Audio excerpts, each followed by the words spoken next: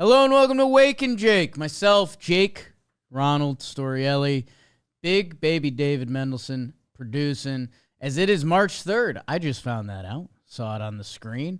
3 or so weeks away. Well, we've got the fake opening day in Japan in 3 weeks, or less than. And then real opening day, 3 weeks. 24 days. Yeah. So, yeah, getting excited over here, getting ready for our regular baseball schedules between, Dan Rourke was just talking about baseball today, every day. Oh. Talking baseball, talking Yanks, series recaps. It's all coming. It's all coming through spring training, which we were just at. So we're going to talk about our spring training trip a little bit. I'll probably do some of the spring training storylines before that, because that's more around the league, because we were only at Yankees camp. But there's some fun tales to go through there. But we had a couple little quick hitter breaking news. Jose Quintana just signed with the Brewers. My instant reaction to that was the Brewers have 3-4 starters that when they're hot, they get hot. I've seen Nestor Cortez go on runs. I've seen Aaron Savali go on runs. And now Quintana, who finished last year so strong for Los Mets. And it just makes everything feel a little better for them. Right now, Aaron Ashby. Andy Ashby retired. Aaron Ashby was slotted into that final spot in the rotation. They are classic Brewers. They, at the end of free agency, here they are. They brought in Tyler Alexander. They brought in Jose Quintana. So they're bringing in guys that have pitched major league innings to come into their Brewers, what's the nice way to put it? Pitching factory. I feel like that's a term we've gotten over just because it felt so lame. And that's more of like a college term when it's like you just crank out cornerbacks or whatever it is. So Freddie Peralta, Tobias Myers, Nestor Cortez, Aaron Savale, and Jose Quintana. What was that giggle? Related to this, John Heyman just got in on the Quintana announcement tweets, whatever. Jose Quintana, who owns the Brewers, agrees to deal with the Brew Crew. Look at that. Addition by addition, some might say, John. Brewers are going to be good. Their bullpen, that is an actual factory. They're second in bullpen ERA last year, third in WHIP. Devin Williams only played less than half the season. Not a lot of names down there.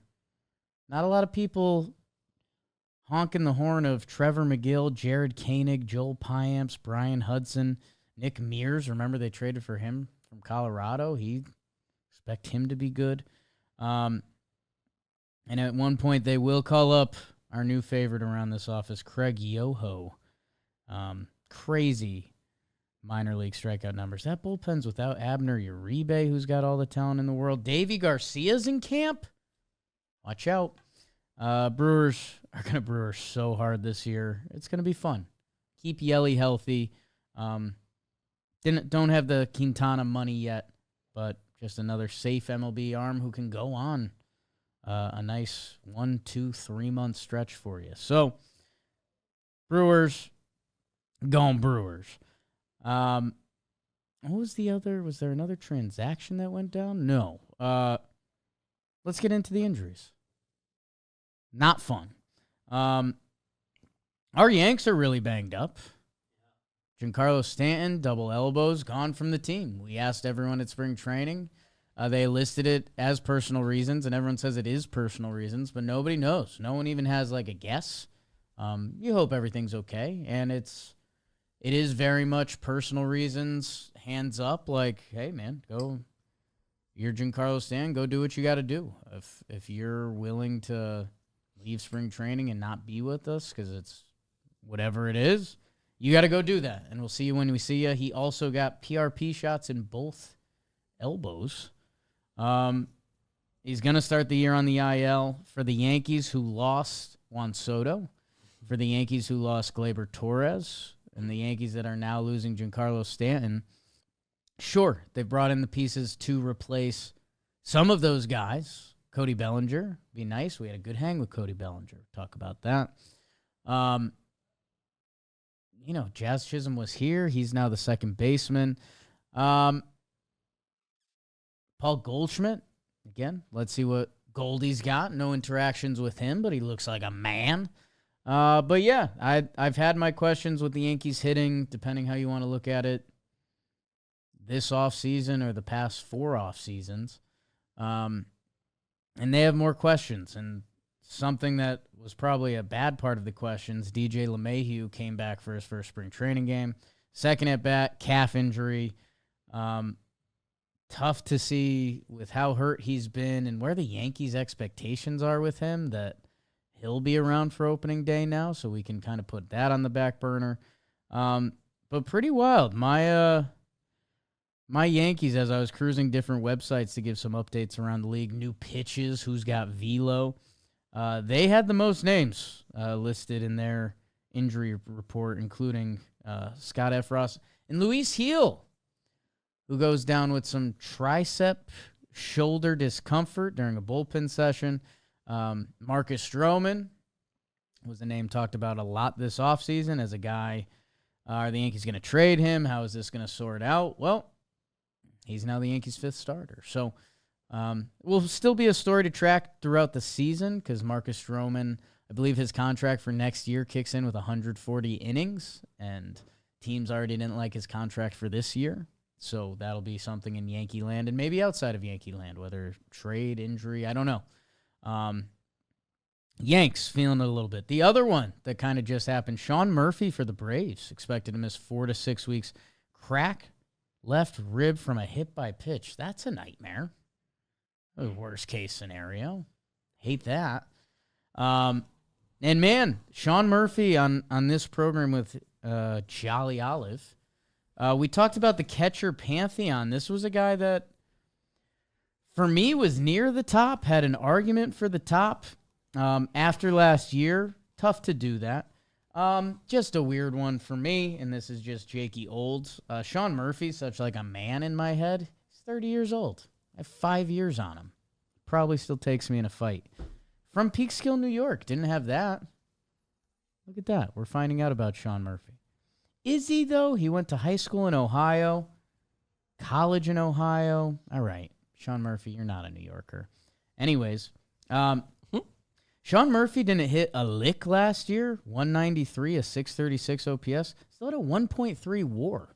So whatever Sean Murphy was doing defensively in his 72 games, they still like that. In the 2 seasons before that, Sean Murphy had 794 OPS, a 124 OPS plus. All-Star MVP votes and a Gold Glove the year before that. So, I don't know. Sometimes baseball moves fast. This has to be a little scary for Braves fans coming off. How hurt did they get last year? Sean Murphy, Ronald Acuna Jr., Spencer Strider. Right? That's just the top. You're talking about a guy who had an argument for top catcher, and then 2 guys had arguments for best position player, best pitcher. So that's scary for them. They do have, I think, a pretty legitimate catching prospect, Drake Baldwin, in the wings. Depending where you're looking, top 30, top 60 type prospect. So, hey, maybe that'll turn into an embarrassment of riches for the Braves. Lefty hitting catcher, we always like that. And they did let Travis d'Arnaud go this offseason. That, the Drake Baldwin path may have already been on, and maybe that's going to just expedite this whole process. Braves, man, it was an interesting offseason. Jerickson Profar ended up being their big ad. And it was funny, we just did the Talkin Baseball position unit draft. The Braves starting pitching without Strider, they graded out fantastic last year, which is a ton of Chris Sale. And you wouldn't double down on that bet, but Chris Sale showed he can still be on the mound and be Chris Sale, which we weren't sure about going into last year. And Reynaldo Lopez was just silly good last year. What was that? Someone, I forget who brought it up. Someone said that Reynaldo Lopez's numbers are eerily similar to Paul Skeens. I'll get the side-by-side for you. Okay. Man, Paul Skeens, he gets a lot of clicks. You type in a lot of ball players' names, and it gives you right to their baseball reference. Not Paul Skeens. That's a good sign. Paul Skeens last year, 133 innings pitched, 23 starts, a 1.96 ERA, 5.9 WAR, 170 punch-outs in 133 innings. Yo. Reynaldo Lopez, 135.2 innings pitched, very similar. 25 starts, very similar. A 1.99 ERA, a 5.1 WAR. So, while you're partying on Skeens Peninsula, I'm over here on Lopez Island having a blast. Skeens was better, but it's just the point of, Reynaldo Lopez was a reliever. Was a reliever, which I think should be a credit to Reynaldo Lopez, should be a credit to the Atlanta Braves. And just a reminder, remember there were some weird stats with the Braves last year that their top 4 starters were electric, but their 5th starter just kept getting rocked. That, along with some of the injuries in their lineup, Albies. Olsen didn't click until the end of the year. Going to be an interesting year for those Atlanta Braves as the division's caught up a little bit. But man, Spencer Schwellenbach was really good for them. Ian Anderson is supposed to be back in the rotation. I don't know what you do with those Braves. Just brought in Hector Neris, by the way. Hector Neris will get added to that bullpen. So, Reisel, Pierce Johnson, Aaron Bummer, Dylan Lee, and Neris. Not a lot of guys that strike fear. Guys that are good. I do love Reisel, so I'll backpedal that a little bit. He's the exception on the fear front. He's got some intimidation to him, but Pierce Johnson, Bummer, heavy sinker. Good strikeout numbers, too. So, maybe I need to be a little less ruse. Ruse or rude? Comment below. Let's see. Other significant injuries. None that really stood out. Like Gunnar Henderson and Jordan Westberg were both banged up, but they're young and spry. They'll be okay. I guess Bobby Miller, that was a weird one, got hit by a line drive, so he's concussion protocol, but he's out, so body-wise, I guess not worried, but scary. If you're someone buying Tiger stock, which I think I am, the Tigers didn't lose anything this offseason, and they added a decent amount of pieces. Couple concerning ones, though. Parker Meadows, who they're banking on being their everyday center fielder. Nerve issue in his upper right arm. Don't love that. Just going to say that. No set timetable to resume. Think about what we opened the show with. In 3 weeks, spring training's done. Maybe that's a better number. Spring training ends in 3 weeks. So Parker Meadows, with no timetable to return, would need to come back, get enough at-bats, feel good to be ready for opening day. I'm worried about that. I would bet against that. Matt Vierling was also one of the Tigers' best all-around players last year. Strained rotator cuff muscle, not available for opening day. Parker Meadows and Matt Vierling were probably going to be 2 of the top 5 in their lineup. Last season, they were down the stretch, probably like 2 of their top 3, 4. So, yeah, if you early Tiger stock, taking a bit of a dip. Don't love that. Wyatt Langford, Young, Bochy says he's letting it go. Done. White Sox, in the kindest way, don't care. Did laugh seeing Andrew Benintendi and Michael A. Taylor. How about that? Go out and get it, guys. Let's get traded. Talkman, too. Let's get traded. Will Venable running it. Red Sox injuries all seemed okay. Yoshida played in a game. He still can't throw. Kind of forgot about that. Yeah, he's throwing at a distance of 45 feet. When you think about that on the professional level, it's a routine ground ball to second. Maybe a little more, a little less. Let's see. Cutter Crawford. Okay, that's significant. Looks like he won't be ready for opening day. Discomfort in his patellar tendon in his right knee.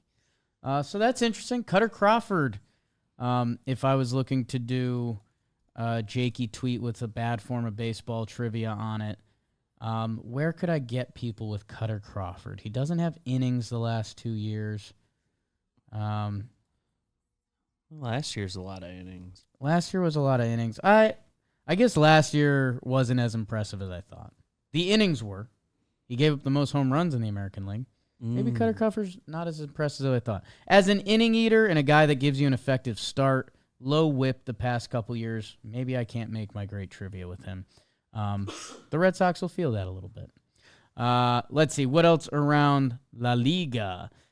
Dalton Varsho.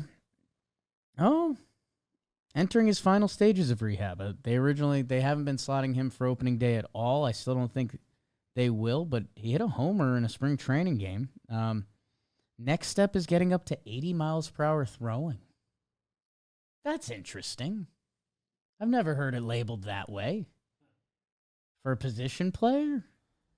We normally hear the distance. The distances. Long toss, letting it eat. 80 miles per hour. All right. Sometimes you hear like a percent effort. Right. Like, I don't know what that is relative to what he normally does. Once he's throwing 80 comfortably, he'll start throwing to bases and maxing out for the final stages of rehab. Wow. Lance McCullers Jr., flashback, Snapdragon. Hasn't been on a mound since June of 23. Wow. Yeah, pretty crazy how pitchers can go missing for a little bit. Throwing batting practice to some teammates on the backfield. So that's still steps away. Javier Assad throwing program. It's looking like he's going to miss opening day, but I have a follow-up on that later. Make sure you're tuned in and subscribed to Talkin Jake. Nico Horner, flexor tendon surgery in October. I was going to say, geez. He's going to miss the Tokyo series. He started light hitting, so that'll be interesting. Yeah, I don't know if I don't know if they've declared anything as far as like the proper opening day, but not making the Tokyo trip. I'd like to assume if he's not there a week earlier that they probably are safe about it, but I know Matt Shaw's a little banged up too. Let's see, Cubbies. Shane Bieber throwing. Nice. Estevez and Kyle Wright. People forget about Kyle Wright. Threw off the mound for the first time since February. Let's see him when he see him. Rockies, kindly no. Elliot Ramos, oblique stuff. Hasn't played yet in the Cactus League. Don't like that. Oblique's always tricky. He's young. No need to rush him yet. And America's catcher, Tom Murphy, still missing some time. So that was the injury part of it. That not crazy juicy. Corbin Carroll banged up. Spencer Steer. For my Reds fans, that could affect Christian Encarnacion Strand's playing time. Watch out. Will Smith banged up. They've got other catchers. Dodgers don't care about anything. Cutter Crawford had a 3 ERA flat on July 13th, so I think he was trending towards a pretty impressive season. It was a 6.59, his final 69 innings. As he goes, the Red Sox starters go. You guys know that. Let's see. Altuve in left field. Sure. Fun. Who's going to lead off for the Yankees? Could do that all day. Hai-Sung Kim could start out the season in the minors, which I don't love that for me because I'm buying a little Hai-Sung Kim stock. I don't know. I guess it's going to be interesting to see how they handle that. That would open up some room for Andy Pages probably, with Tommy Edman going to second base. Dodgers can do whatever they want. I think it will be an interesting just little case study. Like Hai-Sung Kim, I guess they can do whatever they want. I don't know. They showed that taster reel of them all taking infield, and he was bopping with the boys. That would surprise me a little bit. But they also can just play by their own rules. Go to AAA Tulsa for a couple weeks and just knock it around. We don't care. Velo time. Everyone loves Velo. Carlos Carrasco, vintage. We'll get there. Jesus Luzardo, probably the most overlooked move of this offseason, and I have no reason why.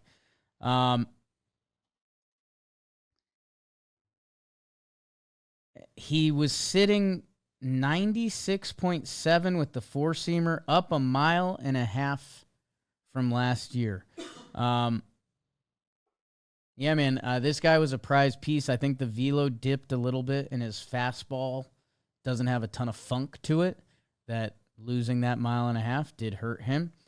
Phillies know what they're doing, man, and I think he's slotted in their 5th spot, essentially. Watch out for the Fightins this year. Mike Soroka.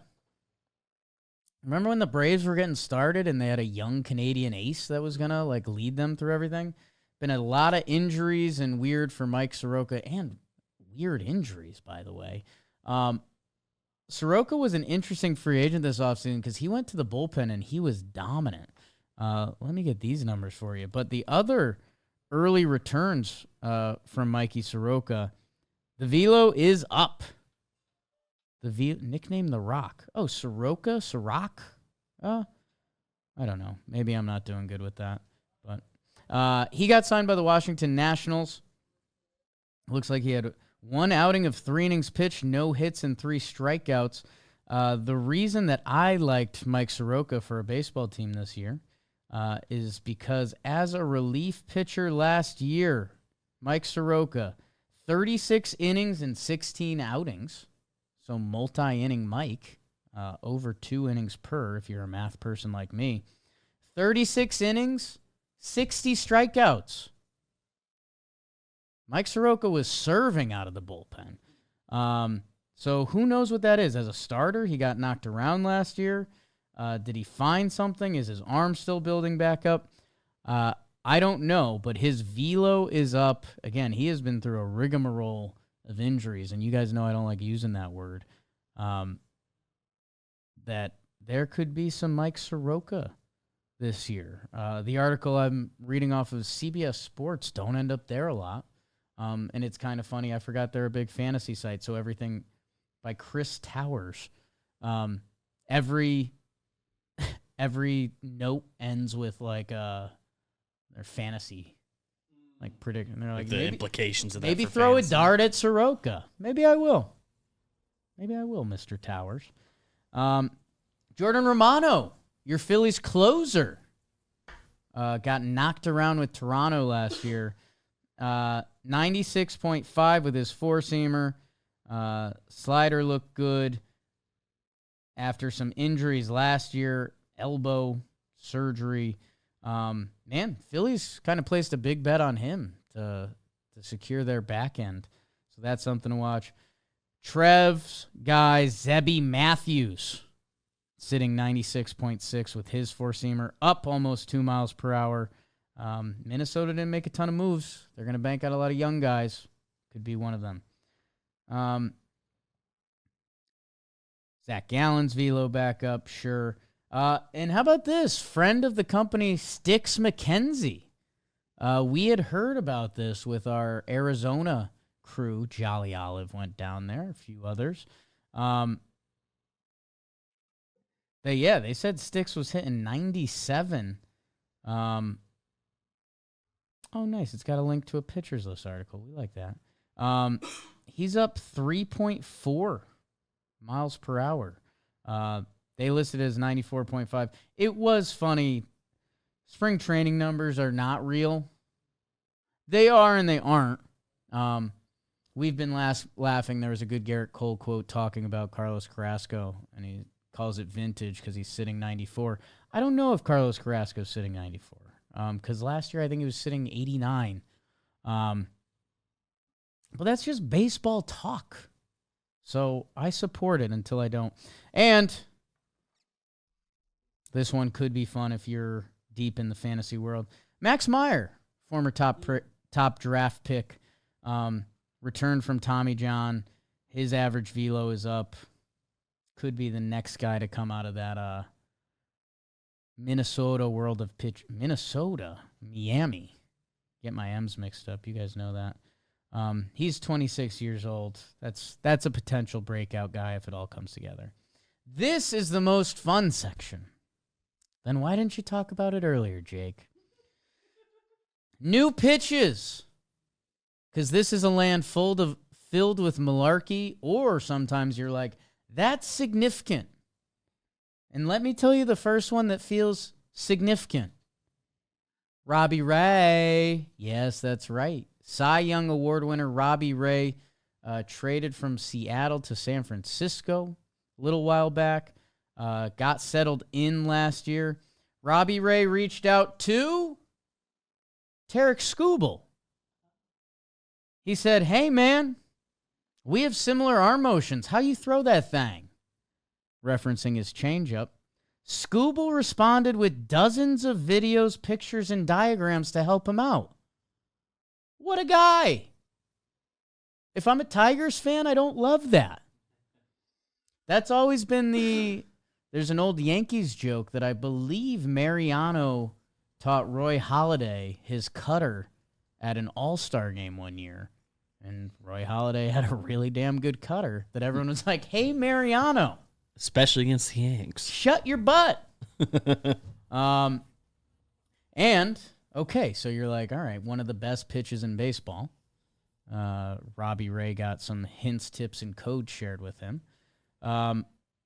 And then for me, the question is always, are we using it in spring? Was it thrown in a bullpen? He threw 3 straight to strike out Jorge Soler. 3 straight changeups. Could be big for Rob Ray, who's been fastball slider throughout his career. But, man, if you could, if he can add a changeup to the mix, just a reminder, Robbie Ray, one of the best strikeout pitchers in Major League history. There could be something that happens in San Francisco this year, but it's so hard to believe in it, huh? He chimed. Yusei Kikuchi, your big free agent ad for your Los Angeles Angels of Anaheim. I laughed at this. Again, this is a new friend for me, Chris Towers, who wrote this article. Let's become friends, Chris. Maybe we will. He said, Yusei Kikuchi. Kikuchi is constantly tinkering. Maybe he is. I don't know. I think all pitchers are in a way. Anyways, he found more success with his slider joining the Astros. We did see that. He's adding a sweeper. That was cool 2 years ago, you say.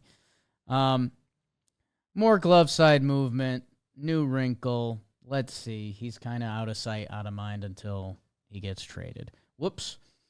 I mentioned earlier, I said something about Javier Assad and the Cubs. Were you listening? I barely was.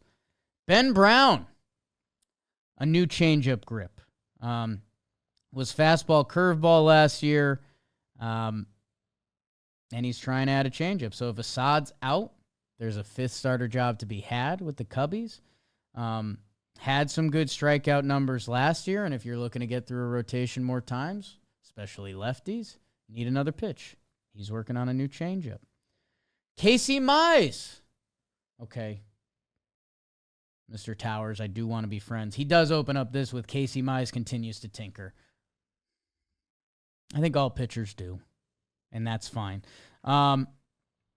Casey Mize, 1-1. It's been a while. There's not a lot of those. A lot of injuries.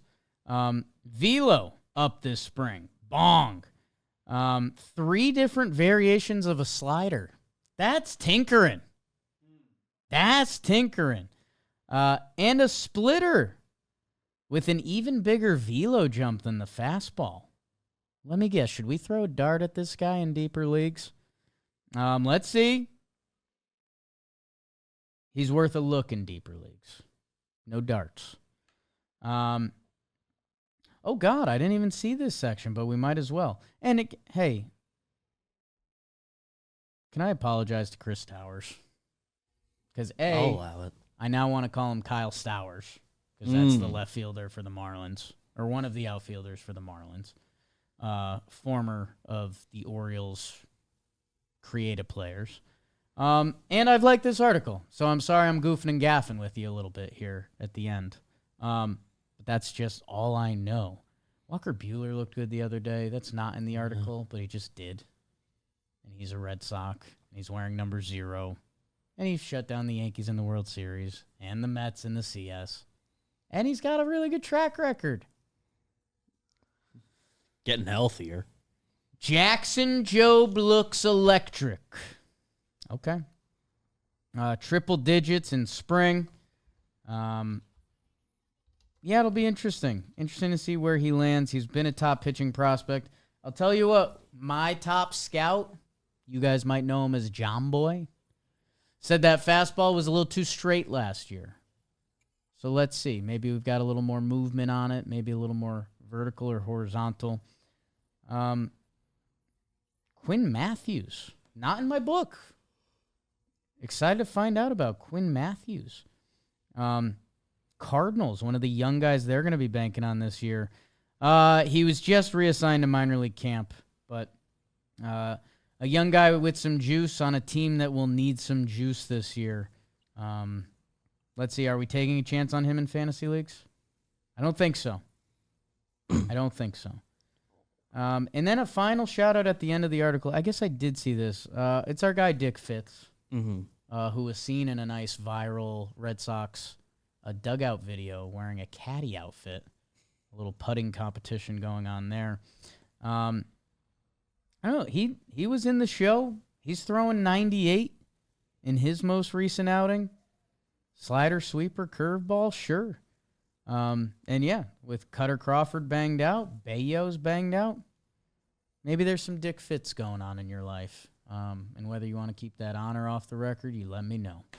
I guess if your team has something going on, let us know. Whether it's a prospect or more velo, new pitch. We talked about the Clay Holmes kick change on this program before. Let us know what else is out there. Now we can finally peel back the curtain on the spring training trip. 2025, Tampa. Let's see. Me, BBD, and Sam got to the airport on Friday. Early. 5:30? 5:30 was, I think, all three of our target times. Yeah, I got there 5:36. You and Sam were 6 minutes ahead of me in line. You saw me at TSA because I was wearing my big Shady Ray glasses. Didn't realize how much they stuck out. But they're the size of old lady glasses, and they're reflective. So, yeah. Sam hit me with I see Jake. And then she could tell I was trying to lock in. She said, glasses. And I said, yeah. Early vibes at the airport, good. I mean, one of my friends mentioned this because I was like, oh, yeah, this weekend going down to Tampa for spring training. He's like, oh, shit, is that your guys' Coachella? And I didn't really think about it, but I was like, wow, if you go to spring training, you really like the Yankees. Or you're a Florida person that doesn't care at all, which is fine. But then I was like, damn, yeah, if you're someone that would hunt out a trip to go see a Yankees spring training game, there's a chance you're tangled in our little web at this point. So a lot of nice people at the airport and stuff. There's a couple I met there that I thought was another couple I met before. So I don't know. In a way, I was being too friendly, but we didn't exchange names. Anyways, land in Tampa early. What's that about? Flights? Yeah. Both our flights landed early. About a half hour early. And isn't that funny? It's one of those times you didn't need it. Yeah. Like it was too early to check into our Airbnb and stuff. Anyways, we link up with New Jersey crew. John Boy, Joe's, Kyle. We all get together. We get our bags. Everything really smooth. I guess shout out to Delta. Yeah. How about that? Really stepped up. Really nice stuff at LaGuardia, too. Get in the Uber. We head to the house. House isn't ready yet. Cleaning crew is there, but we schmooze a little bit. We're like, hey, we'd love to get in there. We were doing the dance with the Airbnb owner. They said we could use the backyard, but not the house early. But it was kind of like, we're going to figure this out, right? Figured it out. Cleaning people said they're almost done. You guys can get in here after. Beauty. What do? Joe's needs contact solution. So we walked to a CVS that had been renamed something else. Oh. And not like a brand I'd seen before. It felt like a locally owned CVS. Anyways, we got into a fight. Joe's wanted to go to Target. We said CVS is really close and there's more of them and 7-Elevens around. He said there's more Targets than 7-Elevens. This has to be something we can look up. I mean, it has to be 7-Elevens, right? How many 7-Elevens In the world? Should I do in the world or USA? Because Joe's was referencing USA. I think he was talking USA. 13,000 7-Elevens in the U.S. I have the number on targets as of 2023, 1,900. Okay. So yes, well over double or 10 times the number of 7-Elevens. Feeling better about that then. So we get that. We eat. We do some Waterbird contact. Hey, this is the real stuff. This is coming up on 40 minutes into Talkin Jake. Waterbird, I think it's becoming available in Jersey soon. They just became available in Florida. That's part of the reason we were working with them. Very good. It's been a big hit at our warehouse. They delivered a shipment there. If you like the seltzers, you'll like Waterbird.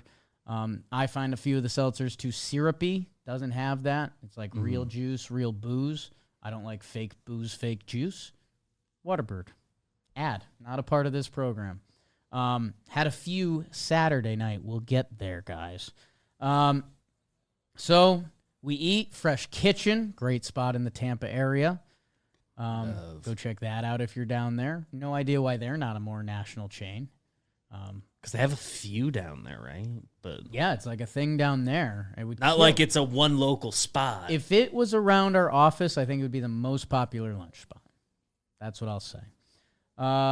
We head over to spring training. Slightly weird time because there's a 7 p.m. night game, so we got there at like 12:30. Yeah. Our arrival time was kind of right in between the crew that was there for the early workouts that were leaving and before people who had to play in the game later were really going to be there. Yes. Morning crew had done their stuff. Like, there were some players, like, just arriving to start getting ready for the night game. So, again, not bad timing. Pretty cool. We're real media passes there. Spring training's always awesome vibes. Walk around backfield, main field, see what's going on. Say hi to the reporters. I think the first event that really Aaron Boone was doing a press conference at 3:45, if I remember correctly. Dugout scrum. So it was funny watching Joe's fake be a part of that scrum. Was pretty electric. It was one of those moments, and it's just a reminder, and I guess we sometimes get uptight about it when people reference us as media, because that scrum is not what we do. Aaron Boone opened it up with, when I have info on Stanton, I'll tell you. And then he's like, heel got hurt throwing his bullpen. And we're like, Jesus Christ, I don't want this. Felt like you had a dirty secret. I didn't like it. Yeah. I didn't like that. Boone did the rest of his presser. Said hi to Boone for a little bit. Meredith, Brian Hoke. Just some good Yankee people.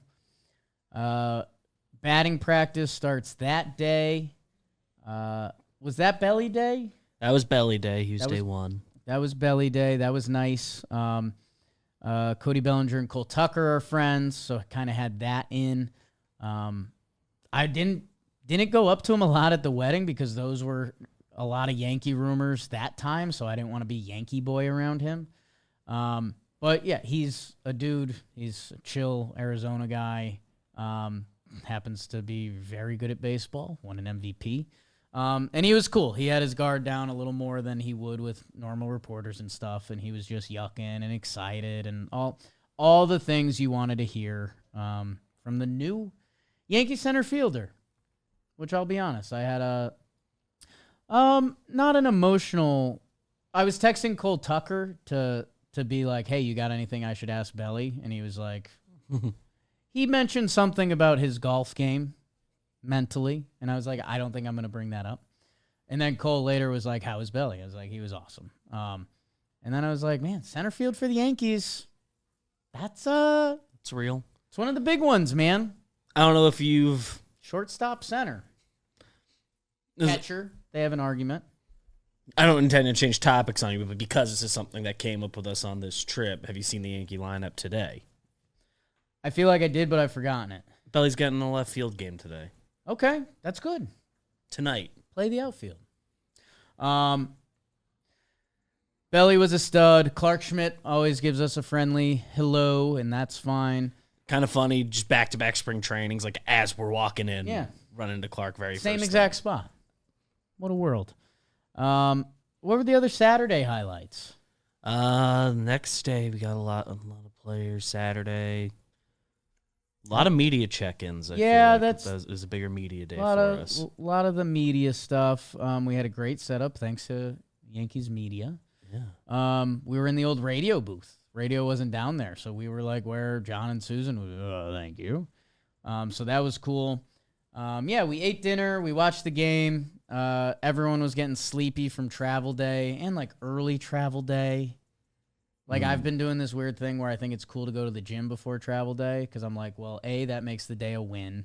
B, I'll be sleepy on the flight. But if you don't really sleep, like I'm replacing an hour of good sleep with an hour of airplane sleep, which isn't like a great trade. Joe's like didn't sleep at all. His daughter was sick, so we're not going to throw him under the bus for that. But yeah, you could see the sleepies kicking in. We watched about half the game. And then everyone kind of looked at each other and was like, let's get out of here. And kind of the crowd did the same thing, so that made me feel a little better. Yeah. Once the starters got out of Garrett there. Garrett Cole. So that was cool. Spring training game. So we did that. Did we yuck with Boone a lot the first day or more so the second day? I guess it was more on day one, I believe. We yucked with Boone a bit. He's good. I was a little worried. Some of the footage. I think day one was when we got him commenting on our golf games. When Boone walked out, we were with another reporter and we made a joke about us asking like real questions. And then like this was right before the scrum. And he was like about to tell the heel news and Stanton. And so we were talking like serious Yanks for a second, and it wasn't the best spring training foot to get off of. But again, we ended up yucking and being silly, and that was pretty much Saturday. We get back, classic Airbnb TV setup that it's not that great to use. We didn't know what to put on. Everyone's really tired. The people were in bed 10:15, 10:30. Yeah. Which was fine because it was a day game the next day, so we were going to the field early. So pretty much call it. We did call it, in fact. Went to bed. Wake up the next day. We're leaving for the field at about 8. This is a little behind the scenes. This is the real stuff. I mentioned Joe's McFly sleepy. He said he had like an hour of sleep to get through a full travel day, Yankees spring training. A lot of sun for the first time for us Northeast people. This is kind of soft, but like a lot of standing in the sun. Yeah, no, like the back of the knees are legs hurting. You're getting sun. You traveled it. It's a combo for the olds. Anyways, 7:30 a.m. Everyone's rustling around, getting ready, quick showers. I just hear like a beep.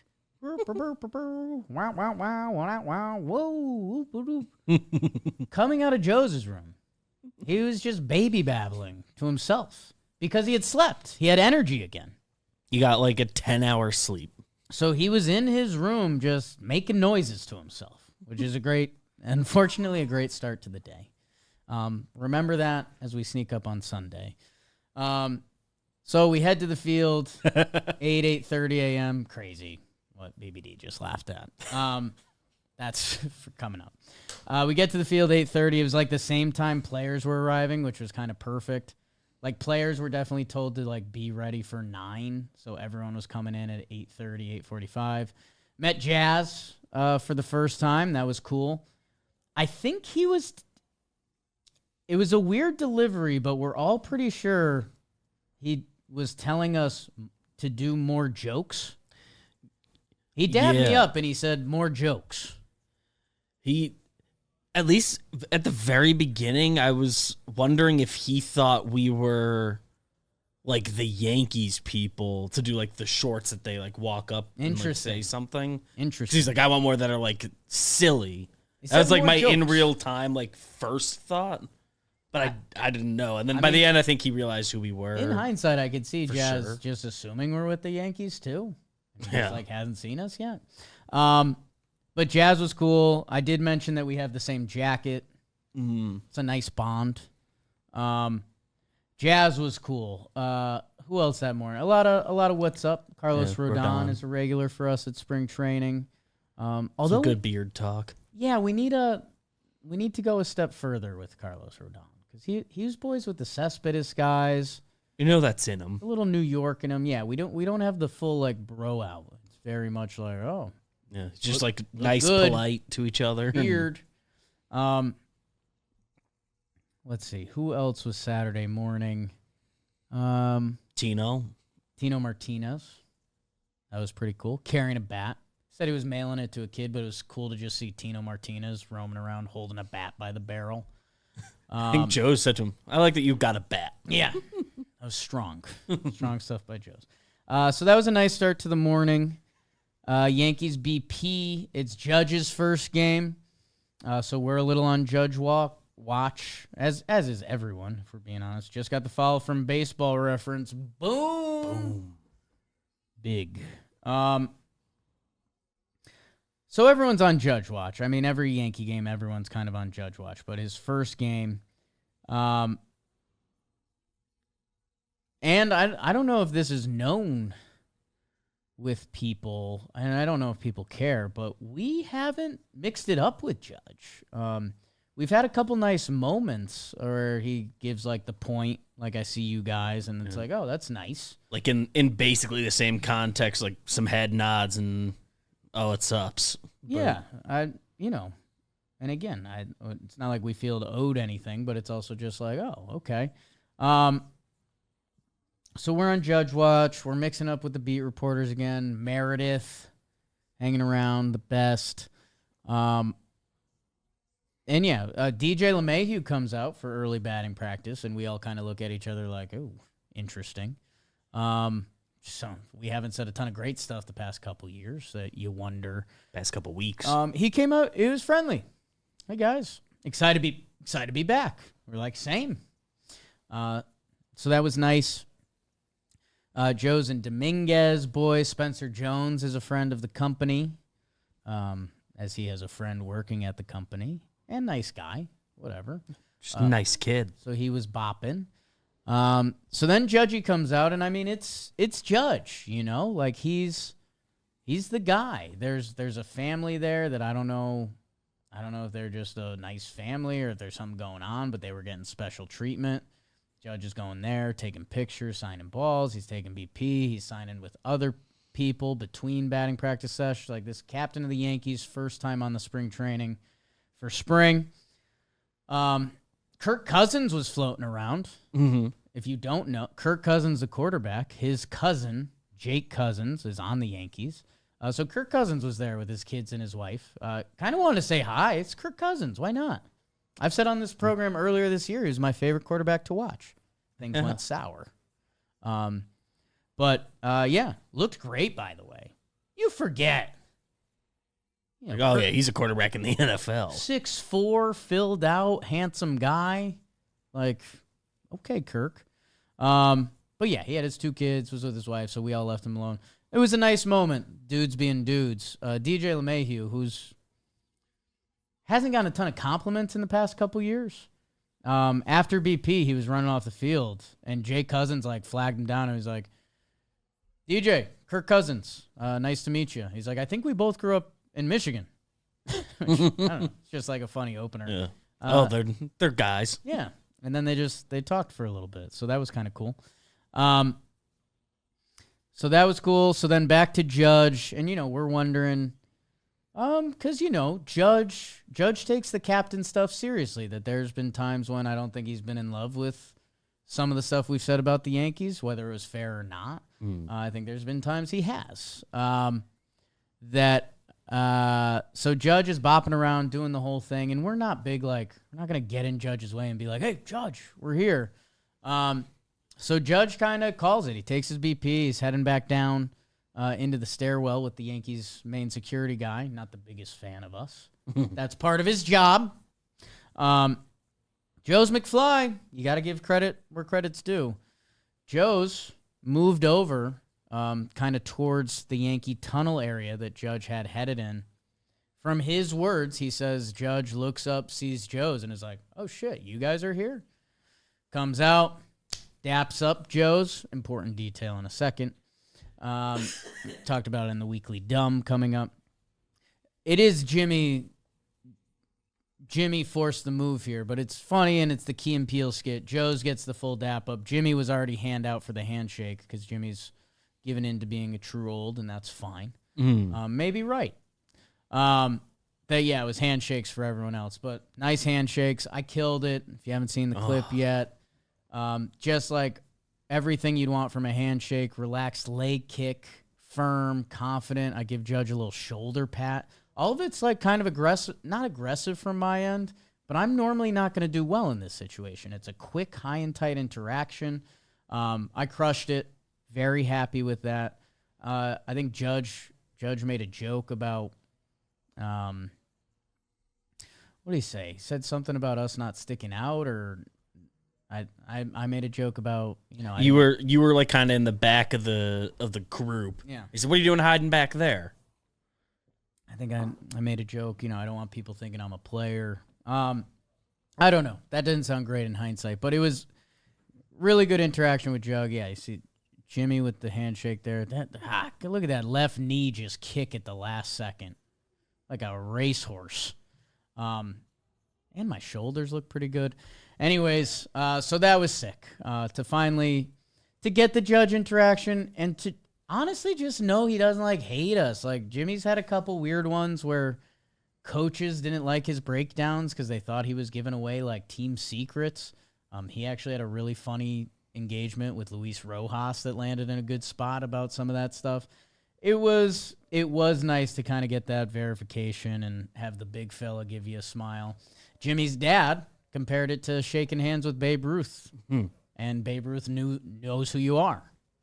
So that's a little lame, I admit that, but it was really cool, and it kind of set us up all right, we're out. This was good. This was big. We weren't sure we were going to get that. That was big. I think we had a good yuck with Booney that day too. Yeah, we got to boon both days for sure. So then that game's happening. It's spring training. Jimmy gets the text from Brian Cashman. Me and Jimmy go to Cash's office for 45 minutes, an hour. There were a few times during there because it's that from what we could tell was he's just invited up to say hey. So we a few times were like, do they get trapped on the concourse somewhere and have to talk to people get right? We get caught in the Yankee trap. No, we were just this is a long combo. We were Cashman, 45 minutes an hour, just talking ball, talking the off season and what do you like? What am I missing? What's this about? Life, kids, liberty, the pursuit. Very cool. Important man that's been running the Yankees for a while, likes what we do. Literally opened up his door for us.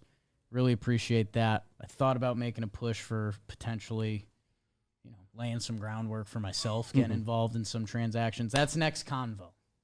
I like this gig, but I think GM's kind of the dream job at this point. I don't know. There's a lot of responsibilities. Yeah, it's fun if you're good, right? if you're doing a good job at it. If I was running the Yankees well, that'd be a sick job. If I was running the Yankees poorly, that'd be an ass job. Obviously, we also talk about it differently as hyper critical of the Yankees as is the gig, but compared to a lot of teams, with the Yankees, you get a comparatively unlimited budget. Yeah, which helps. I think I'd rather run a mid-team first. Anyways, I don't know if that's... You want the reps. I don't know if that's going to become an issue for me. But that was pretty sick. We're all looking at each other. Spring training's rolling.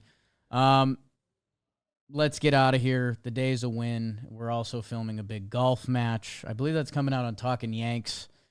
Me versus Joe's. I don't know. I don't think I can lay out all the details yet. But it's...